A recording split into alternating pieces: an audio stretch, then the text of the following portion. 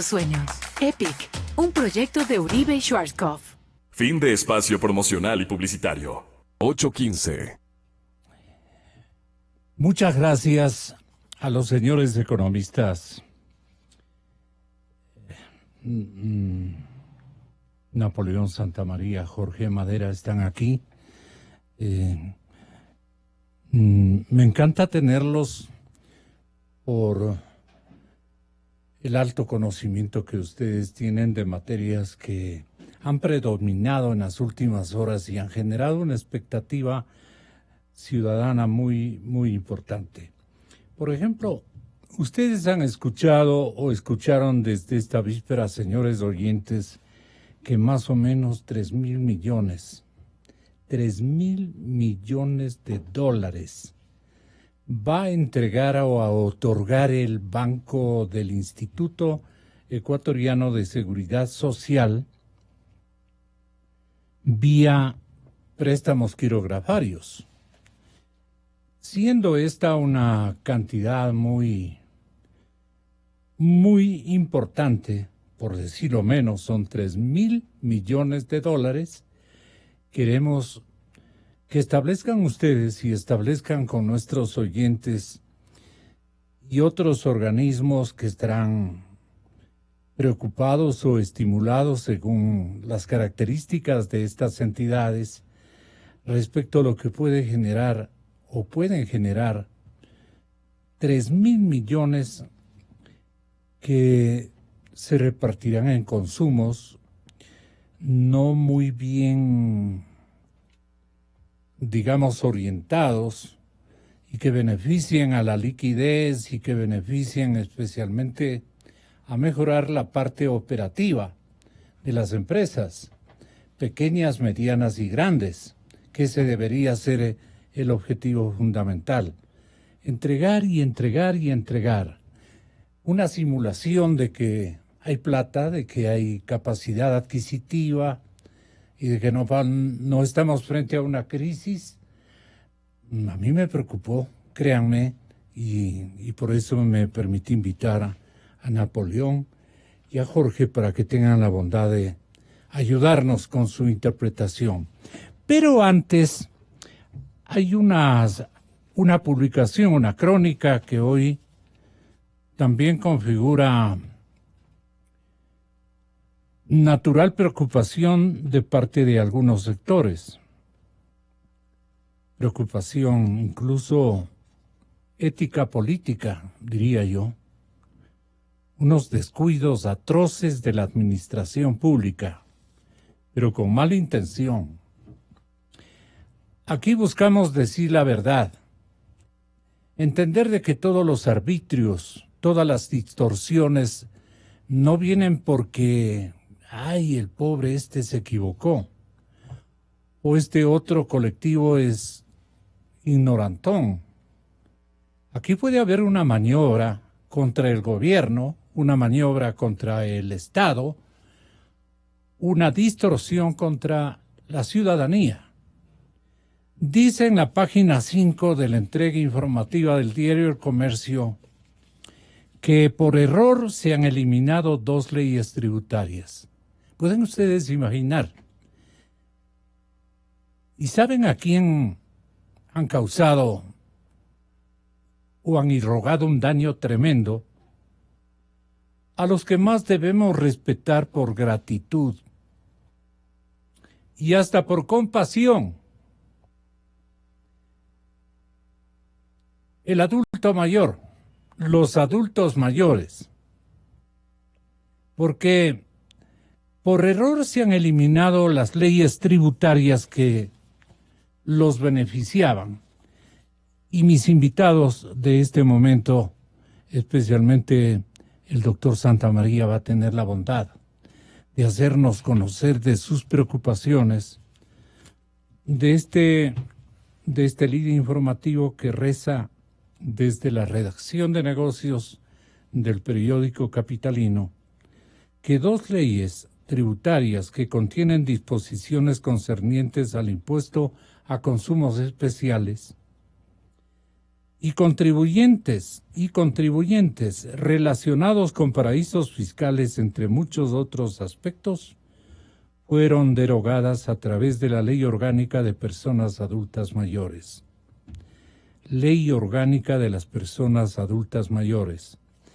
La derogatoria se refiere a la Ley Orgánica de Incentivos a la Producción y Prevención del Fraude Fiscal, expedidas en diciembre del 2014, y la Ley para el Equilibrio de las Finanzas Públicas, promulgado en abril del 2016.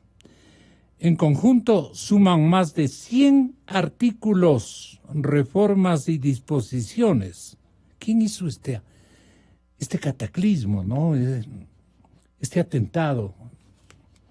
Ambas fueron dadas de baja por completo mediante disposiciones derogatorias 9ª y 10ª de la Ley del Adulto Mayor, aprobada por la Asamblea en julio del 18 y publicadas en el Registro Civil el 9 de mayo de este año, el 19. Esas disposiciones se incluyeron, a pesar de que solo el presidente de la República tiene la facultad de promover cualquier aspecto normativo en materia tributaria. Aquí, en las vitrinas que conspiran y deben haberse estado riendo, porque aquí todo el mundo lo toma a broma. El daño irrogado, ¿a quién lo señala usted, economista Santamaría? Bienvenido y muy buenos días. Muchas gracias, Jorge, por acompañarme también. Saludos, mi estimado Gonzalo, un afectuoso saludo a Jorge y a todos los queridos escuchas. Deme 2 segundos solo para mandar un homenaje, porque no creo que hay que en este momento estar triste respecto de la partida de quien fue nuestro maestro, en mi caso personal maestro, yo fui de cátedra y luego abogado del doctor Julio César Trujillo, una persona que nos deja algo importantísimo, nos lega a las nuevas generaciones las virtudes de la decencia, de la coherencia, del honor, de los principios, y creo que el mejor ejemplo, el mejor tributo que podemos pagarle a este gran patriota es coger ese legado y que las nuevas generaciones sigamos ojalá alcanzando el camino que el doctor dejó sembrado a lo largo del país, mi estimado Gonzalo. Luego, ya entrando en materia... Fantástico, Napoleón, que haga este acto de señalamiento, especialmente a nuestros hijos y, en mi caso, a nuestros nietos, que se apresten para vivir una vida tan ejemplar como la de Julio César, el orgullo de los imbaureños. Así es, mi estimado Gonzalo. Entrando en materia y contestando su pregunta, yo creo que sí, efectivamente aquí vamos a calificar como que hubo efectivamente una mano negra que desestabiliza no solo al gobierno del presidente Moreno, sino al Estado ecuatoriano. Lo que el error, el gravísimo error que se comete en las disposiciones transitorias 9ª y 10ª de la Ley de Adultos Mayores es derogar efectivamente 104 artículos del régimen fiscal ecuatoriano. El régimen fiscal ecuatoriano tiene 230, es decir, hemos derogado el 40% de la legislación fiscal ecuatoriana en 2 disposiciones derogatorias de una ley no tributaria. ¿Y por qué pasó esto? Esta ley la presenta el Defensor del Pueblo, como iniciativa del Defensor del Pueblo. En esa iniciativa no constan estas disposiciones transitorias, pasa a primer debate, es aprobado el primer debate, tampoco constan en estas disposiciones derogatorias, y en la comisión para el segundo debate las incluyen, las incorporan 2 disposiciones que derogan de manera insana, porque si leemos el texto dice, derógase la ley sin número publicada en el registro oficial tal. Nunca mencionan los nombres que sí tenían las leyes. ¿Pero a qué normas nos están refiriendo este asunto? Dirá la gente en este momento. Las expliquemos. Nos estamos refiriendo a que se están derogando leyes importantísimas incorporadas en diciembre del 2014 y en abril del 2016, que en concepto lo que buscan es prevenir el fraude fiscal y eliminar la opacidad tributaria que tiene el país. Entre otras cosas, se regulaba el tema de paraísos fiscales, es decir, que si un ecuatoriano tiene acciones en una compañía que está situada en paraíso fiscal, se revele, se diga el nombre de este ciudadano ecuatoriano. ¿Para qué? Para que que tiene depósitos depósitos, acciones, derechos fiduciarios, todas las propiedades que tenga a través de paraísos fiscales. Y esto se lo reporta al Servicio de Rentas Internas permanentemente. ¿Y qué hace el Servicio de Rentas Internas y el régimen tributario? Le cobra impuestos porque hay algo que se llama beneficiario efectivo. Entonces y le cobra hay mano impuestos. negra. Seguro. Ya se ve de dónde procede. Y luego el tema de grabar, se elimina un impuesto a la renta a la utilidad en la venta de acciones. Cuando se vendía acciones, se generaba utilidad, había un impuesto a la renta antes del 35 y con la reforma de agosto del año anterior del 10%. Con esta derogatoria se elimina la derogatoria de la utilidad en la venta de las acciones. Se eliminan el tema de lo que es residente fiscal. ¿Cuándo el Ecuador considera una persona residente fiscal y por lo tanto sujeta al pago de tributos en el Ecuador? ¿Y cuándo pierde esa consideración o esa calidad? Bueno, todas estas normas, luego incluido temas del banano, temas del ICE, se grabó con ICE a cigarrillos, a consumos suntuarios y se desgrabó ICE también, por ejemplo, cerveza artesanal. De alguna manera se desalentaba el consumo de la gran industria y se alentaba al emprendimiento, al microemprendimiento de la cerveza artesanal. Y todo esto se desmanteló en dos simples hay un elemento que quisiera, Napoleón, que tenga la bondad de explicarle a la población. Se ha eliminado la exoneración del impuesto a la renta a la venta de acciones, inmuebles o participaciones. Quizás este es el más esencial, Gonzalo, porque ¿qué es lo que pasa? La utilidad en la venta de acciones hasta el año 2014 siempre estuvo exonerada. No se pagaba impuesto a la renta, la utilidad que generaba en la venta de acciones. Justamente en diciembre de 2014 cambia la ley y dice, no, desde hoy vamos a comenzar a grabarle con impuesto a la renta a esta utilidad que se genera en la venta de acciones. Y la tarifa que se incorpora a diciembre de 2014 es el 35%. Y desde ahí todos quienes han ganado cuando han vendido acciones han pagado esta tarifa. En agosto del año anterior se reforma solo la tarifa, pero siguen grabados, y se establece que la tarifa baja del 35 al 10. Bueno, con la derogatoria nefasta del 9 de mayo de este año, este impuesto que es en la venta de acciones, participaciones, derechos fiduciarios, etcétera, se ha eliminado y por lo tanto hoy día de concretarse estas derogatorias, los empresarios o los accionistas en general pueden mover libremente y sin grabación de impuesto alguno todo lo que se llama derechos representativos de capital en entidades. ¿Se redujo el monto límite de transacciones libres del pago del impuesto a la salida de divisas? Así, a 5,000. Era 5,000, hasta la reforma era 5,000. Todos los ecuatorianos podíamos salir del país con $5,000 en el bolsillo y no teníamos grabación alguna. En la reforma se incorporó que máximo podríamos sacar 3 remuneraciones, algo de $1,280 máximo. Y con esta nefasta derogatoria se eliminaría nuevamente y quedaría vigente entonces la norma anterior, donde hoy no habría límite para que los ecuatorianos saquen dinero o divisas del país. Es decir, si vamos al detalle, y la nota de prensa, claro, se queda corta en tantos otros detalles como depreciación de activos revaluados, normas NIPS, etcétera. El tema de la deducción. También de deducciones, por ejemplo, antes se prohibía, con esta ley se prohibía que los reavalúos de los activos que generan depreciación se tomen como deducibles de los impuestos.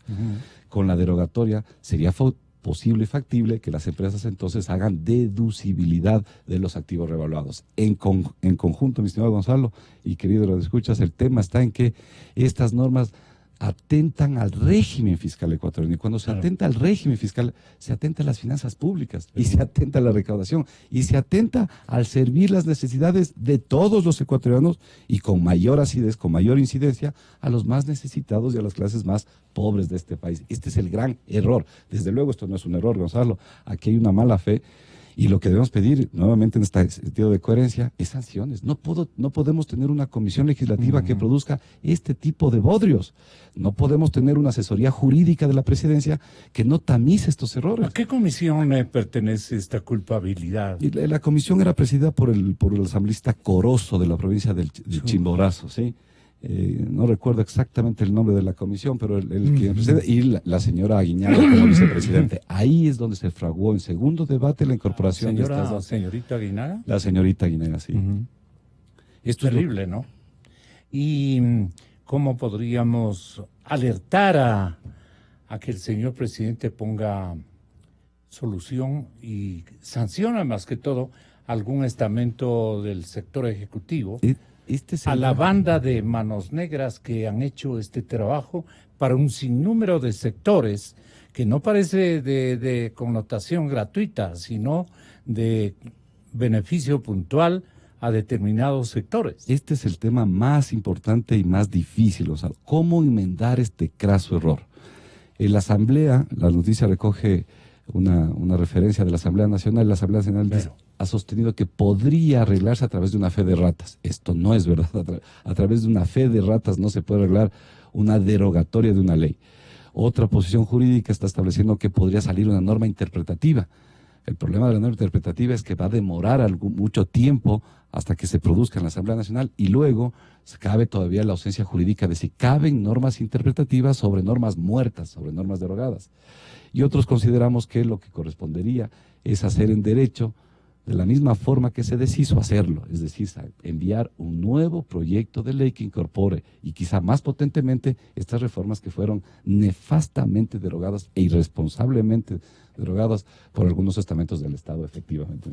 Vamos a ver qué medidas instruye el señor presidente de la República, ¿no? Esto ya no depende de ministros.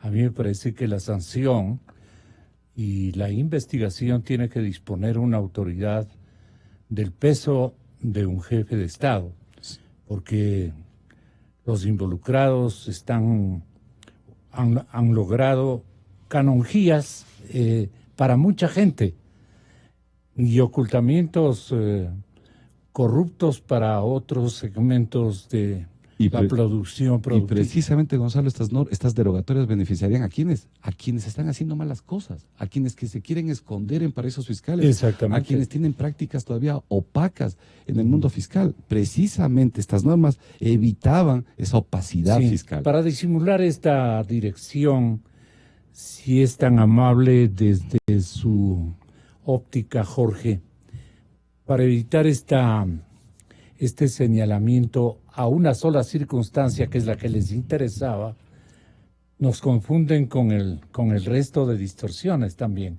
Porque me da la impresión de que lo que más ellos buscaban es el amparo a sus depósitos, inversiones y ocultamientos de dineros mal habidos en la banca internacional. No sé cómo conciba usted. ¿A quién beneficia todo esto? Bueno, ¿Quiénes? cuando ¿Quiénes? se emiten este tipo de normas con defectos de esta naturaleza, evidentemente a alguien se está protegiendo o se está tapando algo, ¿no? Es lo primero que se viene a la mente, ¿no? Sí, ando. Sin embargo, Gonzalo, de lo que yo te escucho, ¿no? La parte que me preocupa y es siempre de preocupación es la afectación a unos derechos que, por otro lado, habían ganado los adultos mayores. Estamos hablando de una afectación a la ley del adulto mayor, mire, cuando hay una afectación a unos derechos de esta naturaleza que están en otra ley, definitivamente hay que hablar de regresión de derechos y eso sería inconstitucional. Yo creo que nuestros adultos mayores no viven bien, los ingresos que tienen son insuficientes, sus gastos son elevados. Viven en extrema pobreza. Viven en muchos extrema de ellos. pobreza, muchos viejos, Sí. ¿no? Y hay beneficios que el Estado puede brindarles a través de ciertas de ciertas cosas que se salen a través de otras leyes, ¿no? Para provocarles ahorros de su bolsillo, ¿no? De tal manera que los escasos ingresos que tienen no se vean afectados. En este caso puntual, esta ley en mención está afectando a los adultos mayores del país, que es una población superior al 1.000.000 de habitantes. Entonces, esto amerita definitivamente una actuación urgente del Estado para hacer las correcciones que sean necesarias. Yo quiero también molestarles por el lado de estos fondos que han instruido diferentes autoridades, pero yo creo que este es una sugerencia que proviene de alta cúspide del poder, porque lo que se busca es generar un gasto, una fortaleza de consumo más o menos significativa, porque son 3.000 millones de dólares, que se los toma del instituto y se los entrega a los afiliados, generando una dinámica muy interesante aparentemente. Pero si vale que objetemos o recomendemos algunas situaciones para que no pasen a ser pan para hoy, hambre para mañana.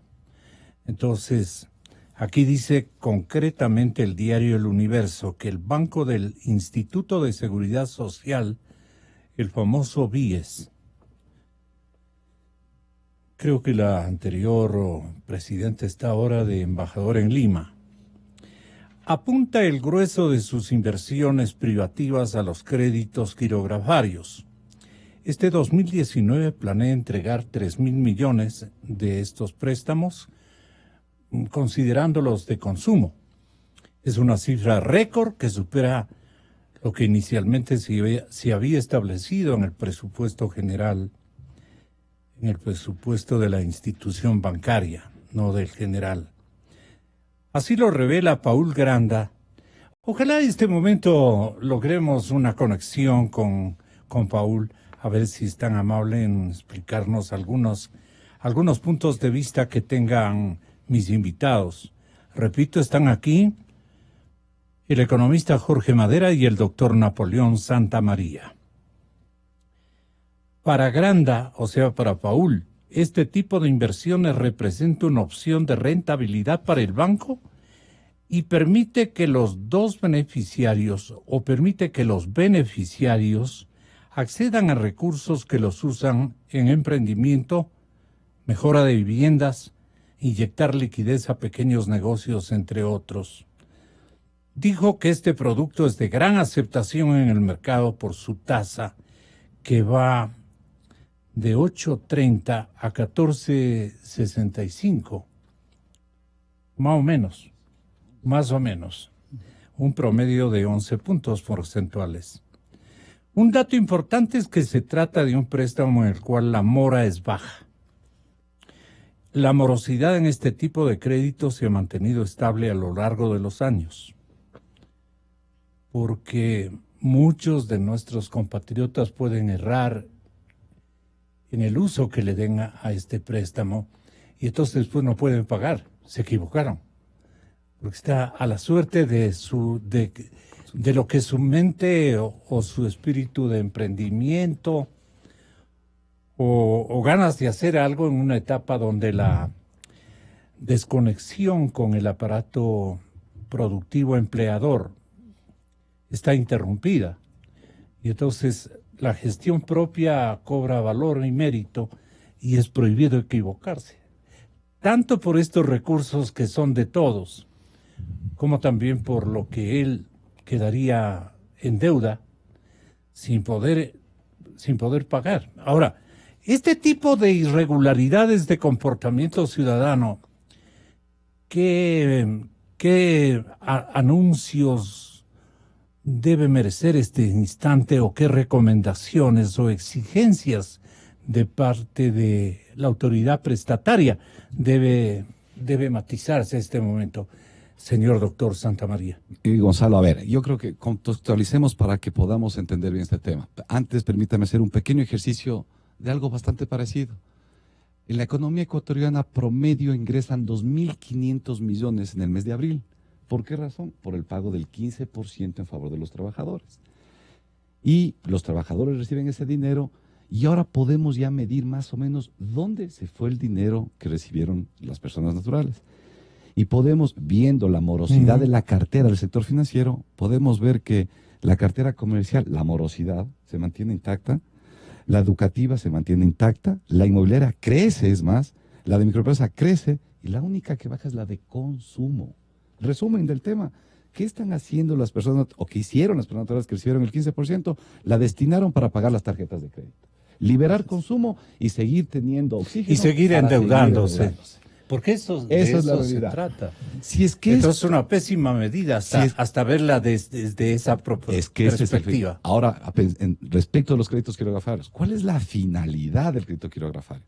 Si la finalidad va a ser esta, la del consumo, necesitamos políticas públicas para orientar a los ciudadanos que orienten un consumo productivo, no un consumo suntuario. Y esto es una jalada de orejas, ¿A qué Gonzalo. llamamos, para que nos entiendan especialmente los jóvenes? Es que a veces... El consumo productivo, ¿en Es qué que a veces, consiste? ¿por qué? Porque un joven, ¿qué debería hacer con sus utilidades, con su crédito hipotecario? Capacitarse, estudiar una maestría, a practicar otro idioma, Correcto. sacar otras artes, otros oficios. Sí, sí. Eso es un gasto de calidad. Y eso depende del ciudadano, lo que usted decía, Gonzalo. Eso no hay política pública, eso es orientación y educación Y un ciudadana. desempleado que quiera, Jorge, buscar emprendimientos, ¿cómo tendría que actuar con estos dineros?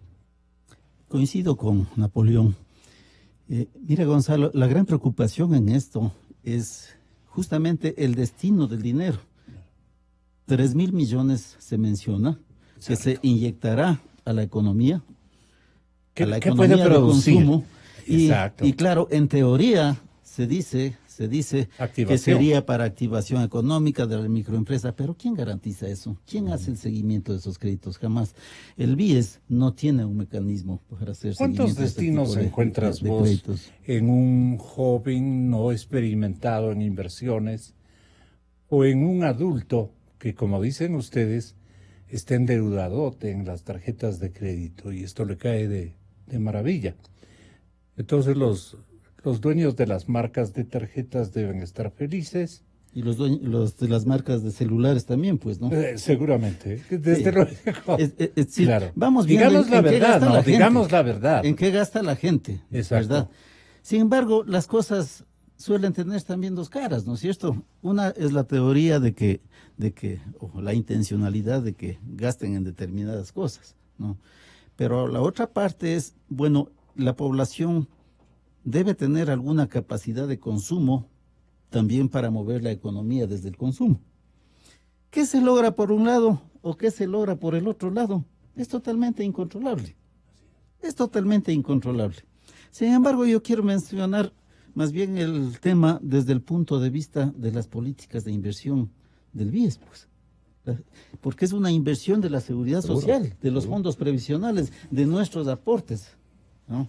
Y Parece que se ha introducido alguna fijación de parte del gobierno, de alguna parte del gobierno cupular, en el que le dicen, oye, no tenemos que dar ningún viso de que estamos nosotros en una situación de pobreza, de desarticulación,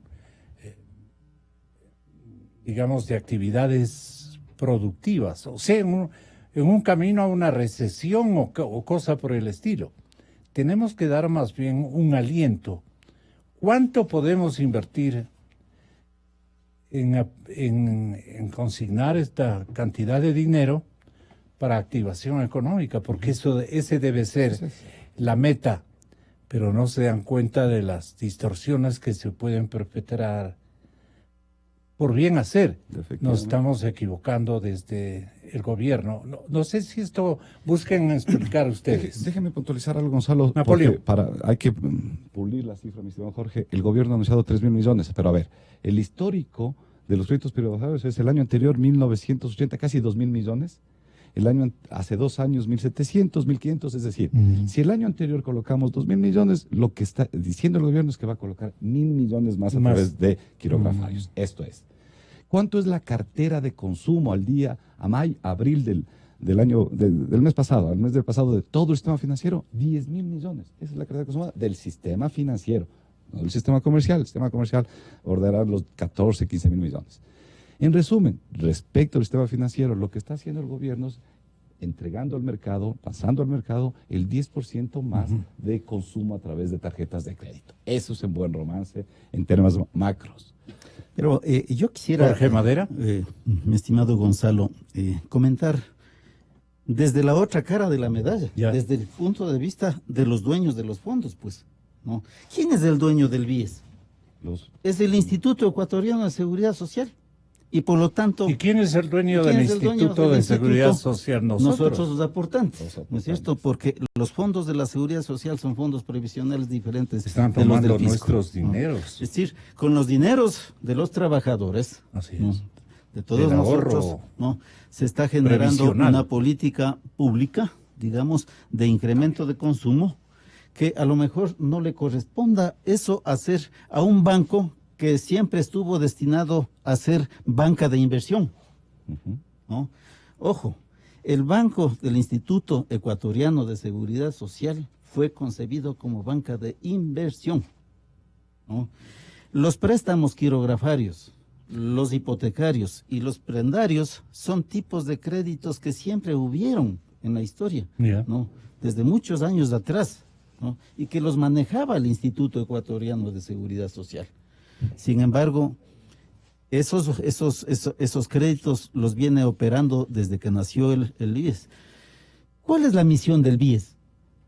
La misión del BIES es generar la mayor tasa promedio de rendimiento al sistema de seguridad social para con eso financiar las prestaciones. ¿Okay? Si es que eso es así, y si es que esto fuera cierto y se cumpliría, pues estaríamos hablando de que esas inversiones deberían ser puestas con criterios de seguridad, de liquidez y de rentabilidad.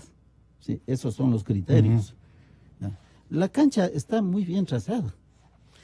El banco, ¿En qué sentido está bien trazada? Está bien trazado con estos principios, digo yo, ya. ¿no? De liquidez, rentabilidad, seguridad. Ya. Sí.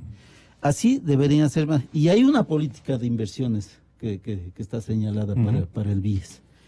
El BIES, con su directorio, con su parte ejecutiva, tienen que hacer lo propio y tienen que hacerlo bien. Y tienen que rendir cuentas al Instituto Ecuatoriano de Seguridad Social. Para que ustedes tengan una idea,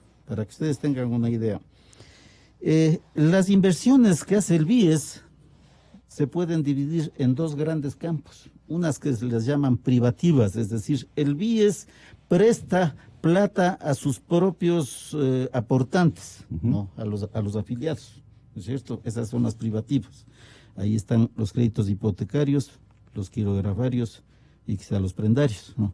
Y hay las no privativas que invierte en los bonos del Estado, invierte en las acciones, en papeles, una serie de instrumentos que están en el mercado. Hasta este momento, más del 50% de los 18.000 millones de dólares de cartera de inversiones que maneja el BIES, ¿no? 9.900 millones está en inversiones privativas. Estas inversiones privativas no son propias de una banca de inversiones, ¿no? Son propias de una banca de primer piso. Y eran propias del propio Instituto Ecuatoriano de Seguridad Social, porque tú te acercabas al instituto y sacabas un crédito de estos. Los quirografarios, ¿verdad? Famosos quirografarios. Entonces, aquí vamos desmenuzando un poquito más para llegar a esto. Para ampular esa misma línea de créditos a los mismos socios del fondo IES. Efectivamente. Así es, para ellos. Para déjame contar algo, Jorge, porque yo tengo importante. una llamada telefónica que hicimos nosotros porque me parece interesante que también la banca convencional se ocupe de este tema. No le están topando en sus escenarios más o menos definidos. Pero sí vale que entrelacemos como una especie de esfuerzo de asesoría al gobierno de la República para que veamos las consecuencias que esto podría generar en términos de desmesurada liquidez o de gasto repetitivo, de gasto no productivo, de inversiones poco locarias, como decimos en provincia, ¿no? Entonces, sí vale la pena, porque yo tengo un anuncio muy interesante que, aprovechando de ese anuncio que tiene el Banco del Pichincha y la OPIC, esta organización OPIC es una organización internacional de crédito. Creo que estoy bien. Es una corporación de inversiones privadas. Ha entregado o han suscrito un convenio para ampliar un acceso a créditos de vivienda y apoyar a pequeñas empresas. Es medio primo hermano este propósito del que veníamos hablando. Y entonces, Antonio Acosta, el presidente del Banco del Pichincha, lo tengo en la línea telefónica, acaba de enviarnos un boletín en el sentido, y me parece importante que conozca la ciudadanía, en el sentido de que 156 millones de dólares han sido entregadas, o sea, hay un convenio entre el Pichincha y la OPIC para ampliar el acceso a créditos de vivienda y apoyar a pequeñas empresas. Aquí dice a pequeñas empresarias, o sea, mujeres. Y a mí me parece que es lo mejor que yo puedo este momento. Todo el mundo estamos preocupándonos más de nuestras compañeras de vida, de nuestras hijas, y eso me parece buena nota. El cambio de género en las actividades financieras es importante. Entonces, Antonio, primero explícanos cuál es la situación de este convenio entre el Banco del Pichincha y la OPIC.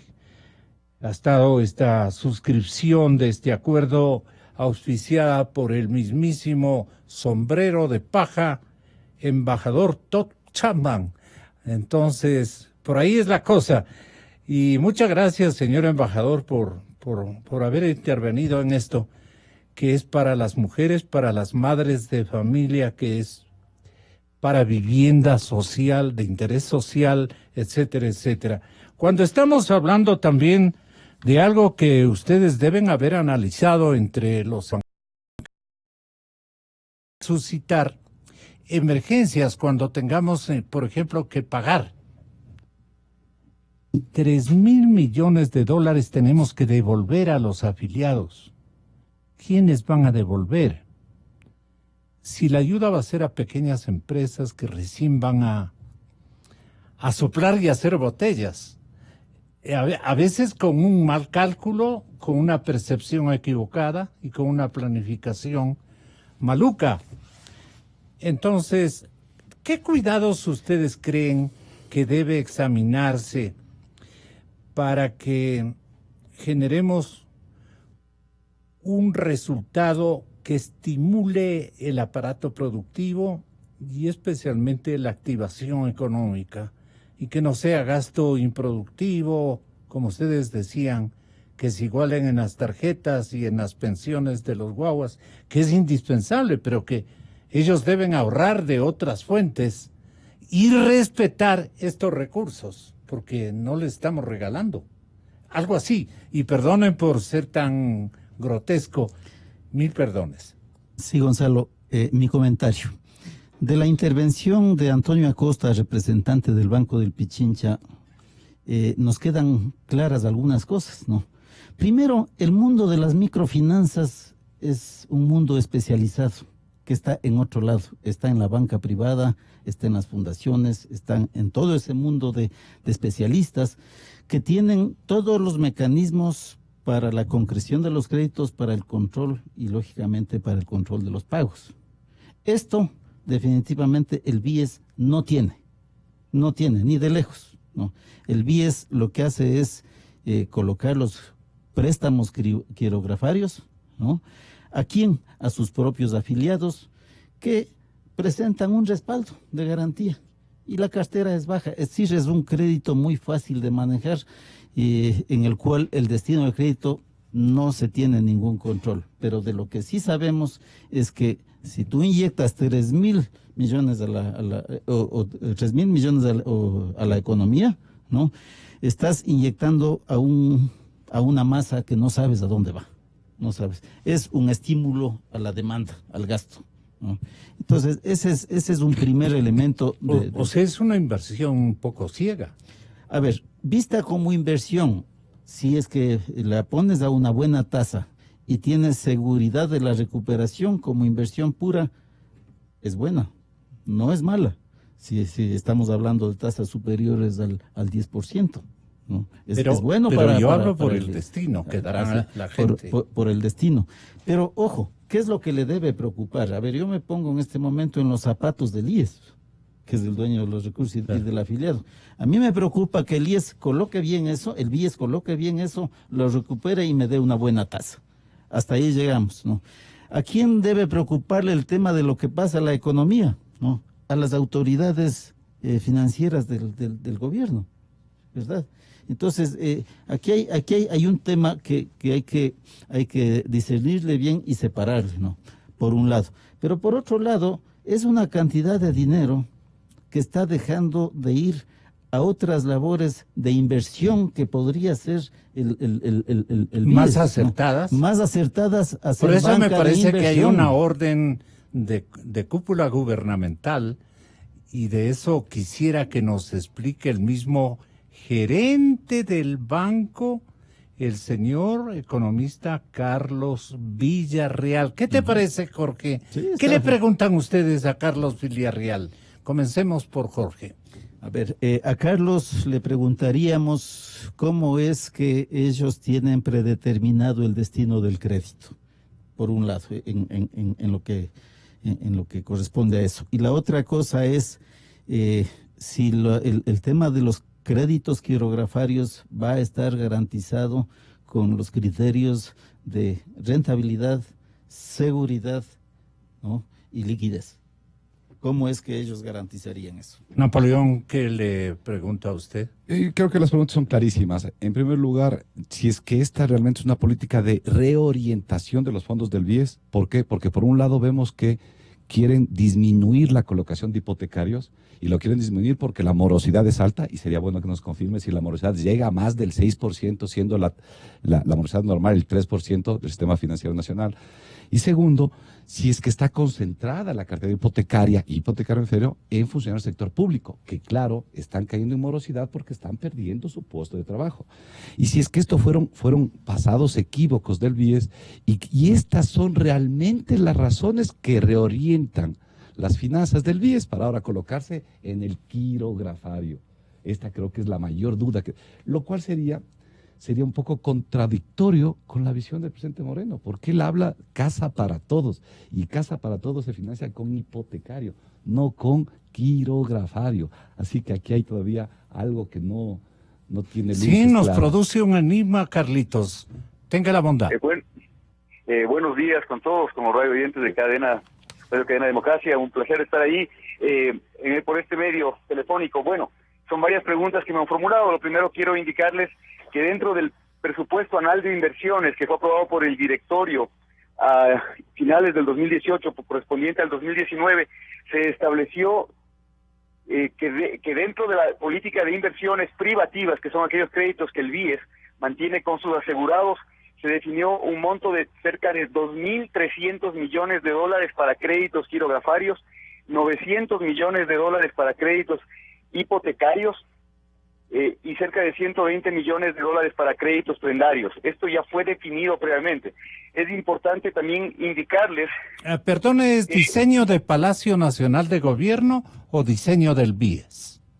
No, esto es aprobado por el directorio del banco y aprobado también por la Junta de Política y Regulación Monetaria y Financiera. Pero más allá de esto, es importante entender que dentro de la misión y del objeto social del BIES, una de las razones es la prestación de servicios financieros a los asegurados con los criterios de seguridad, solvencia, rentabilidad, liquidez y diversificación. Bajo estos principios, en lo que tiene que ver con crédito quirografario, actualmente el total del portafolio, dentro del total del portafolio del banco, que asciende a 20.000 millones aproximadamente, tenemos una cartera de créditos quirografarios de 3.000 millones de dólares que han venido siendo colocados desde hace más de 20 años. La proporción de los créditos quirografarios con el total del portafolio es prácticamente la misma desde hace años. No es que hemos variado sustancialmente. Y adicionalmente, una de las preguntas o inquietudes que tenía uno de los invitados, los contertulios allá, es que estos créditos efectivamente son dados con criterios de seguridad porque están respaldados por los fondos de cesantía y fondos de reserva de los asegurados. Es decir, que el banco no está asumiendo ningún riesgo crediticio en el otorgamiento de estos créditos. Están totalmente, el 100% del monto del crédito que se le otorga al asegurado está respaldado con sus fondos de cesantía y fondos de reserva. Jorge, repregunta, tal vez en esta parte.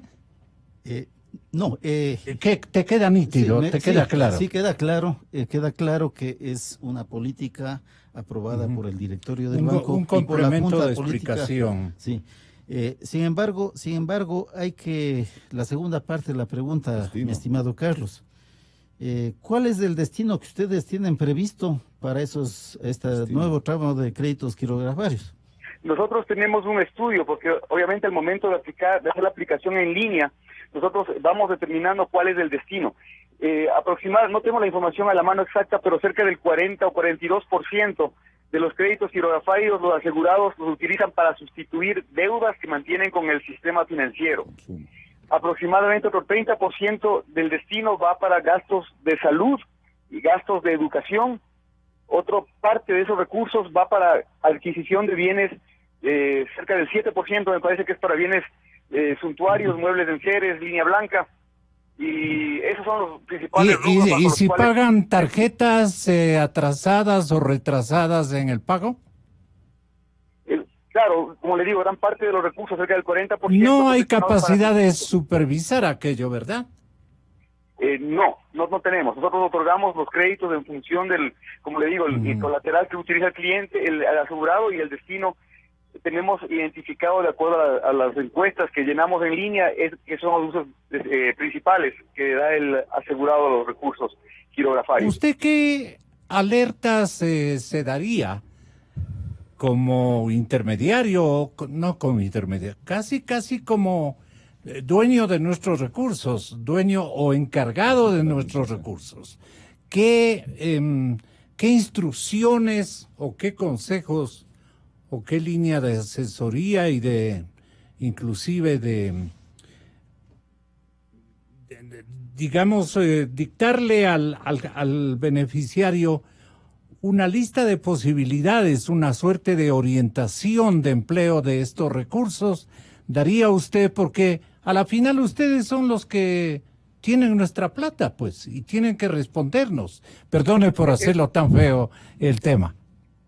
Sí, nosotros primero le quiero indicar que estamos manejando los recursos de los asegurados con total responsabilidad, transparencia y buscando obviamente la sostenibilidad de los fondos. Pero eso es muy retórico. ¿En qué se nosotros, aseguran esas palabras? Básicamente en las políticas de inversión que nosotros mantenemos. ¿Y de supervisión, de control, de seguimiento o algo que van a decir también nuestros invitados? ¿Qué le sugieren al IES, Jorge? Hay una pregunta que se te hizo, estimado Carlos, respecto de la cartera vencida de los créditos hipotecarios. ¿Podrías comentarnos sobre eso? Porque claro, eso es parte de la seguridad, pues, ¿no? Es correcto. Miren, es importante también indicar que hasta finales del año 2000 o inicios del año 2019 el banco no contaba con políticas de crédito para reestructura y refinanciamiento de las deudas de la cartera hipotecaria. En el mes de febrero el banco genera políticas para que los asegurados que han tenido dificultades puedan reestructurar y refinanciar la cartera.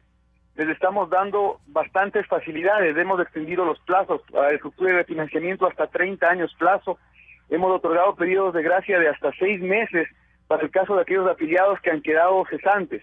Nuestro objetivo realmente es dar todas las facilidades para entrar en una reestructura de su cartera y recuperación adecuada y justamente evitar que la morosidad siga creciendo. Además, hemos fortalecido los procedimientos de cobranza extrajudicial y también judicial.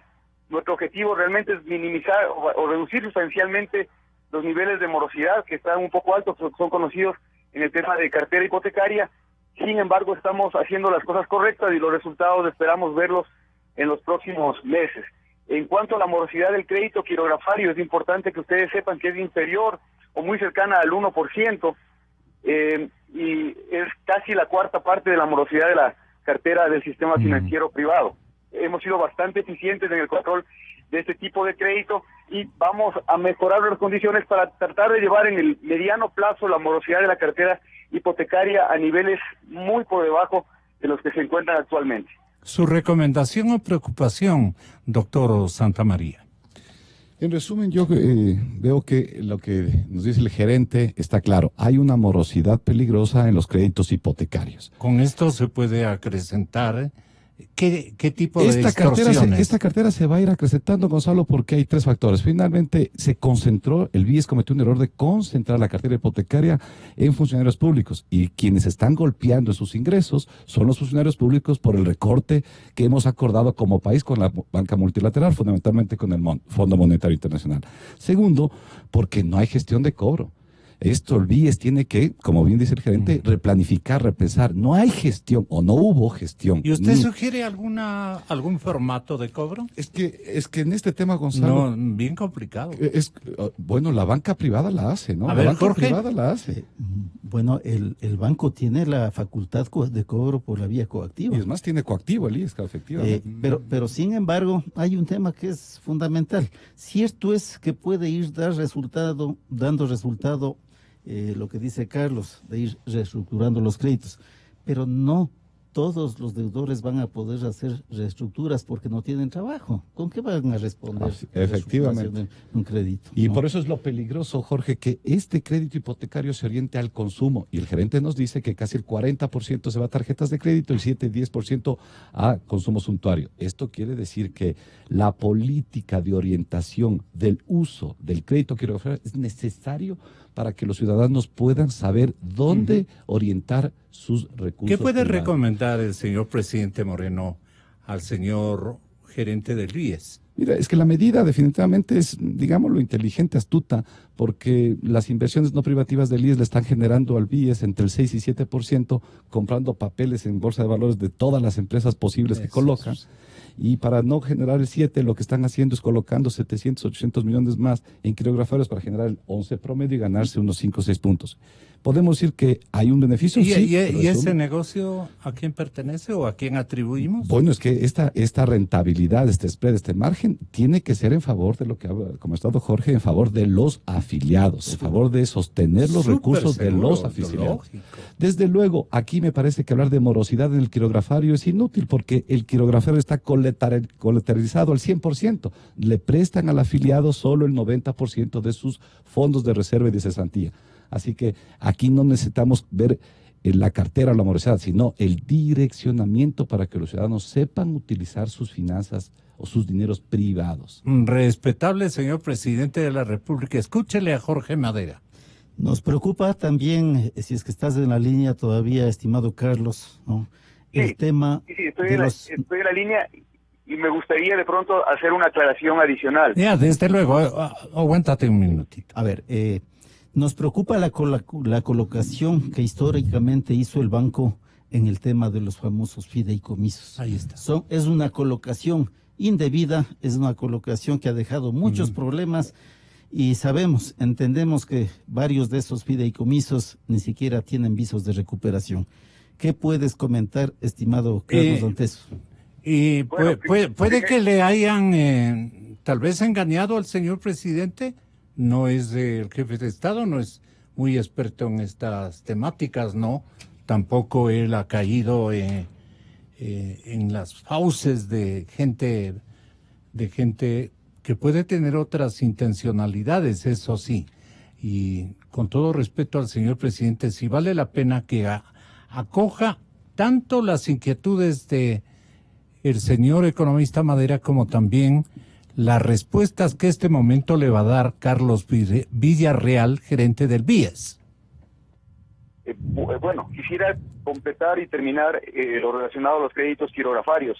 Nosotros hemos iniciado, como ustedes posiblemente vieron en los lanzamientos de los últimos productos que lanzó el banco, que estamos motivando a que nuestros asegurados esos recursos que tienen los créditos quirografarios no solamente lo estén destinando al consumo, sino también lo estén destinando a actividades productivas y emprendimiento. Es más, al momento del lanzamiento, nosotros con el presidente del Consejo Directivo y del directorio del banco mostramos ejemplos de emprendimientos de muchas personas que usando los créditos quirografarios arrancaron sus propios negocios aún siendo empleados, o gente que estuvo ya por edad de jubilarse, que con el crédito quirografario emprendió y generó nuevas fuentes de empleo. Y realmente ese es nuestro mayor compromiso. ¿Y ellos salieron exitosamente del empeño? ¿Perdón? ¿Ellos salieron exitosamente del desafío al que se introdujeron? Exactamente, sí. De hecho les mostramos ¿Tienen varios ejemplos. buenos reportes de que les fue bien? Exactamente. Hay gente que ha sido exitosa con créditos quirografarios al momento de independizarse. Previo a la obtención eran empleados y luego decidieron emprender negocios adicionales para incrementar los flujos de ingresos familiares con los créditos quirografarios. Yo creo que es importante decirle el direccionamiento y que estén tranquilos nuestros asegurados que los créditos, como ustedes son economistas, también los contertulios que están allá, entiendo, ustedes también saben que el consumo ayuda a dinamizar la demanda agregada y reactiva también la economía. La demanda agregada está dada por consumo, inversión, gasto, exportaciones menos importaciones, ¿no es cierto? Y cualquier inyección de recursos va a reactivar la demanda y va a apoyar el crecimiento de la demanda agregada. O sea, tampoco hay que satanizar desde ese punto de vista. Con respecto al tema de los fideicomisos, yo también quiero que sepan que quien les está hablando está cerca de 3 meses y medio en la gerencia general del banco. Pero hemos hecho cosas muy importantes. Hemos revisado detenidamente los fideicomisos y hemos tomado ya acciones concretas. En las próximas 6 semanas, y les pido ahí que ustedes tomen el cronograma, estaremos reactivando por lo menos 3 o 4 fideicomisos que están paralizados a nivel nacional y que nos permitirán generar ventas y recuperar los dineros que fueron invertidos por el Seguro Social en proyectos de hace más de 10 años. Hay proyectos que se recibieron como dación de pago por inversiones mal hechas en el pasado, como los que tenemos acá en la 10 de agosto y Colón, pero que nosotros estamos reactivándolo las próximas semanas. Hemos hecho los estudios técnicos y hemos tomado ya las medidas y los cronogramas y planes de acción para poder reactivar proyectos en la ciudad de Cuenca, proyectos en la ciudad de Manta y algunos aquí en la ciudad de Quito que han estado abandonados por 10 años. Nuestra responsabilidad es recuperar los dineros que les pertenecen a los asegurados y les quiero pedir que tengan confianza en la administración actual, en los miembros del directorio que fueron elegidos recientemente y sobre todo también en el presidente de la República y el presidente del directorio del banco. Estamos haciendo las cosas adecuadas, los resultados de pronto no pueden ser de la noche a la mañana porque han sido temas abandonados por más de 10 años, pero estamos haciendo las cosas correctas. ¿Qué les debe decir el señor presidente Jorge? Bueno, así como cuidados. Tengan cuidado con esto. Tengan cuidado con esto, pero más, ¿quién tiene que decirles algo? No, son los trabajadores, los dueños del dinero, pues. Decirles, ojo, alerta, manejen bien nuestro dinero. Las reglas del juego están dadas, hay una política de inversiones, funcionan más como banca de inversión, promuevan la dinamización del mercado de valores, mercado de capitales, es decir, eso hace una banca de inversión, porque a la final los créditos, privativos, las inversiones privativas, las puede hacer otras instancias, como la banca del primer piso, ¿no? De tal manera que hay que especializarle al banco. Usted que tanto les quiere, señor presidente, a los adultos mayores, como todos los ecuatorianos agradecidos, no se olvide que aquí hay una trampa, no en este tema, sino en la denuncia anterior. Por error, entre comillas, se han eliminado 2 leyes tributarias. Por error. Pero ¿sabe qué, señor presidente? Estos errores dicen que buscan corregir la ley del adulto mayor y Napoleón, un ciudadano profesional, un doctor muy especializado, le sugiere lo siguiente, que controle estos elementos que tal vez no fueron alertados o asesorados adecuadamente por parte de los técnicos al señor presidente de la República. No le asesoran adecuadamente. No podemos pensar de otra manera, Napoleón. Efectivamente, Gonzalo, yo creo que el mensaje del presidente es clarísimo. Señor presidente, usted todavía tiene amigos indeseables cerca de usted. Y si es que usted no pule, no depura y no elimina todos sus elementos, va a seguir teniendo estos problemas. Esto le metieron por las galletas. En el segundo debate de esta ley de personas mayores, le metieron 2 derogatorias que destruyeron el régimen fiscal ecuatoriano. Esto, Gonzalo, En perjuicio de... en perjuicio de las finanzas públicas, en perjuicio de los ecuatorianos, en perjuicio de la recaudación, en perjuicio de los créditos hipotecarios. Y esa es la ley orgánica de las personas adultas mayores. Metieron derogatorias, 2 derogatorias tributarias importantísimas en una ley, como bien decía Jorge, que nada tiene que ver con temas fiscales, sino más bien con derechos sociales de las personas de la tercera edad. Luego, ¿qué debería hacer el presidente? Enmendar. O sea, lo que peor podemos tener en el país es esta indefinición. Esto es la inseguridad jurídica. Imaginemos cómo nos deben estar viendo las empresas de afuera. Este país vino construyendo un régimen fiscal durante 10 años y mediante 2 derogatorias se bajaron 104 artículos. Claro. Bueno, esto desdice del concepto de república del Estado ecuatoriano, ¿no? Con todo respeto, desde luego, señor presidente. Muy buenos días con todos. Muy buenos días, señores invitados, se han lucido. Hasta mañana. Periodismo de interpretación, buscando la verdad.